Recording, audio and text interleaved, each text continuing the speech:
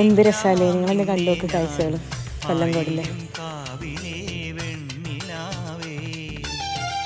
പാതിരാമുല്ലകൾ താലിപ്പൂ ചൂടുമ്പോൾ പൂജിക്കാം നിന്നെ ഞാൻ പൊന്നുപോലെ മച്ചകവാതിലും അങ്ങനെ ഏക്കർ കണക്കിന് പച്ച വിരിച്ചിരിക്കുന്ന നല്ല പൂത്ത പാടത്തിൻ്റെ നടുക്കായിട്ട് ഒരു കുഞ്ഞു തട്ടുകടയുണ്ട്. ഒരമ്മയും മോളും നടത്തുന്ന തട്ടുകടയാണ്. തട്ടുകടേൻ്റെ പേര് സൂപ്പർ തട്ടുകടയോ അങ്ങനെ എന്തായിരുന്നല്ല, അടിപൊളി തട്ടുകട അങ്ങനെ എന്തായിരുന്നു പേര്, ഞാൻ മറന്നു. അവിടെ വരുന്ന